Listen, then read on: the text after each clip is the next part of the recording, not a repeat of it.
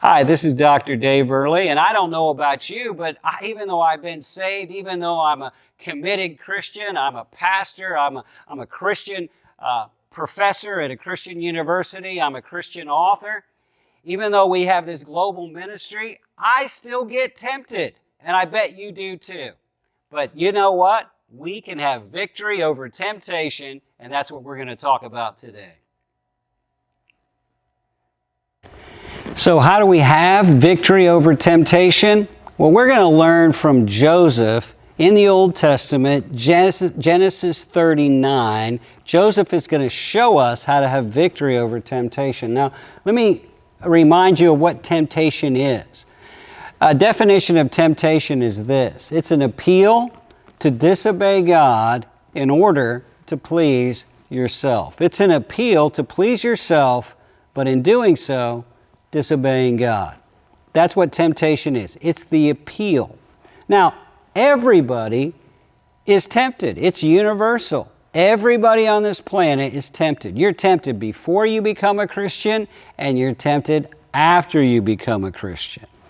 It's varied. It comes in all sorts of shapes and sizes.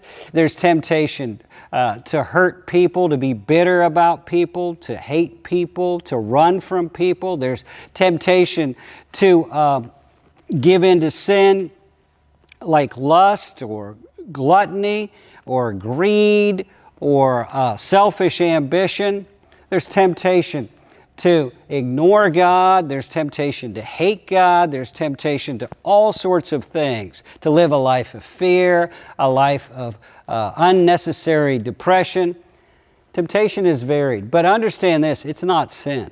Just because the appeal is made to disobey God, that's not sin. Jesus was tempted for 40 days in the wilderness, but he never gave in. Temptation itself is not sin. It's just a test. It's a test to see what you're going to do, and when you do the right thing, God can bless you. And the last thing I want to say about temptation is it's resistible. You don't have to give in to temptation. You can have victory over temptation.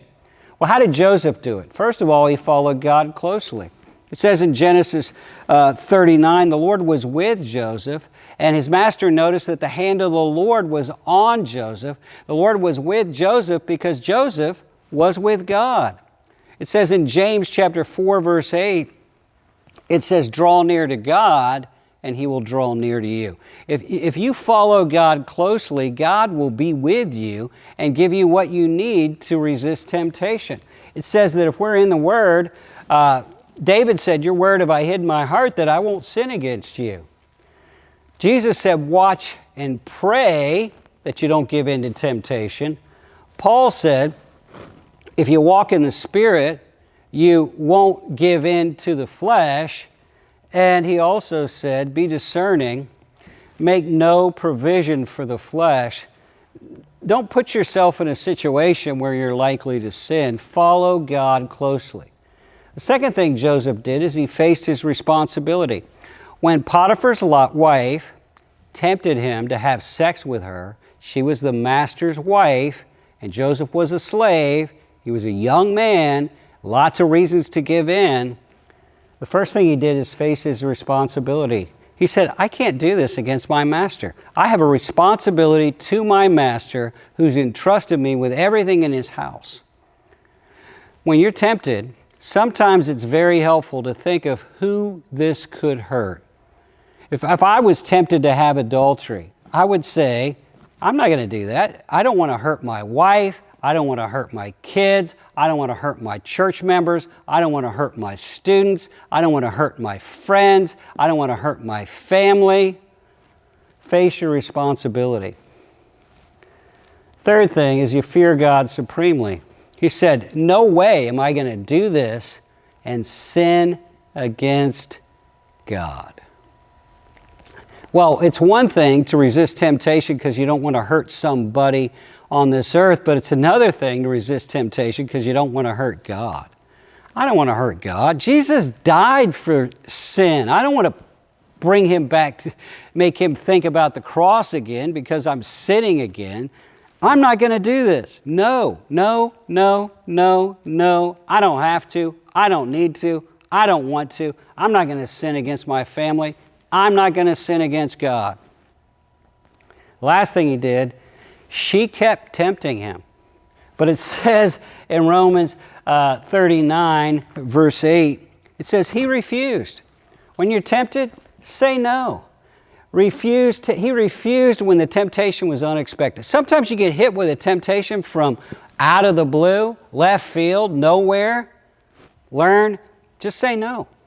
If you're not confident it's a God thing, just say no. Refuse. Second thing he did is he resisted when it was repeated. She kept coming after him. She spoke to Joseph, verse 10, day after day, but he refused to go to bed with her. Resist it when it's repeated. The enemy it's because you say no the first time, he will often keep coming. Learn to say no, no, no, no. No in the morning, no in the afternoon, no in the evening, no in the middle of the night, no, no, no. Refuse it when it comes. And last, she wouldn't give up. One day there wasn't anybody in the house but her and him. And she grabbed him and she said, lie with me. And he ran out of the house, leaving his garment in her hands. When the temptation's all out, run. If you can't handle it, if it's all out, get out of there, run, get away from it. Do whatever you need to do to say no to sin. And you can do it because in Christ Jesus, who loves you, you are more than a victor. Be the victor you are, not the victim you would be without Jesus.